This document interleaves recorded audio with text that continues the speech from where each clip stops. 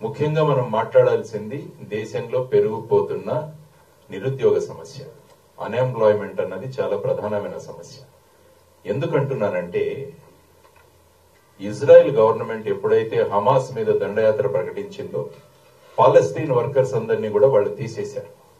ఈ సందర్భంగా భారతదేశానికి మాకు 1,00,000 మంది ఉద్యోగాలు కావాలి అంటే హర్యానా ప్రభుత్వం 10,000 ఉద్యోగాలకి, ఉత్తరప్రదేశ్ ప్రభుత్వం 10,000 ఉద్యోగాలకి అప్లికేషన్లు వేస్తే బాగా చదువుకున్న పిల్లలందరూ కూడా అప్లికేషన్లు పెట్టుకుంటున్నారు.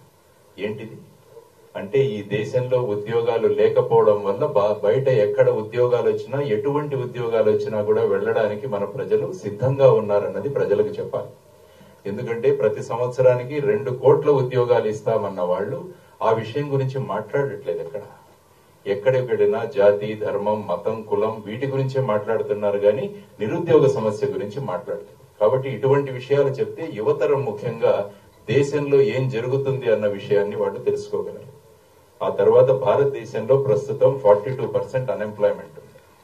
అంటే 100 మంది బయటకు వస్తుంటే 42 మందికి ఉద్యోగాలు లేవు. ఆ తర్వాత ఇంకొక న్యూస్, మొన్నటికి మొన్న రష్యా యుక్రెయిన్ యుద్ధం జరుగుతున్న దాంట్లో 2 భారతీయులు చనిపోయారు. వీళ్ళిద్దరూ కూడా ఇక్కడ చదువుతున్న ఒక అబ్బాయి సూరత్ కు చెందిన అబ్బాయి, ఇంకొక అబ్బాయి తెలంగాణకు చెందిన అబ్బాయి. వీళ్ళిద్దరూ కూడా ఇక్కడ ఉద్యోగాలు లేకుండా అక్కడికి వెళ్లి ఉద్యోగాల కోసం వెళ్లి ఆర్మీలో జాయిన్ అవుతున్నారు. మరి ఏం జరుగుతోంది దేశంలో అన్నది వాళ్లకు తెలియజేయాల్సిన ఆవశ్యకత మన మీద అంతా ఉంది.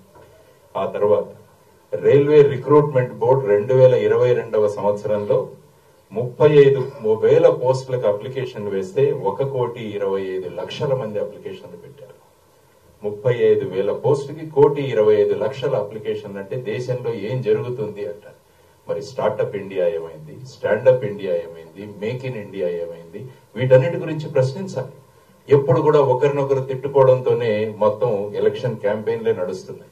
కాబట్టి ప్రజలను చైతన్యవంతులుగా చేయాలన్నది ప్రధానంగా వడ్డే శోభనాధీశ్వరరావు గారి మరియు విజయరావు గారి ఉద్దేశం. సో ఈ సందర్భంగా మనం అంతా కలిసి గనక ముందుకు వెళ్ళగలిగితే వెళ్ళగలం. రెండవ ముఖ్యమైన విషయం ప్రజలకు చెప్పాల్సింది, ఈ రోజు దేశంలో 10% ఎవరైతే ధనవంతులున్నారో వాళ్ళ దగ్గర సుమారుగా 77% సంపద వాళ్ళ చేతుల్లో ఉంది.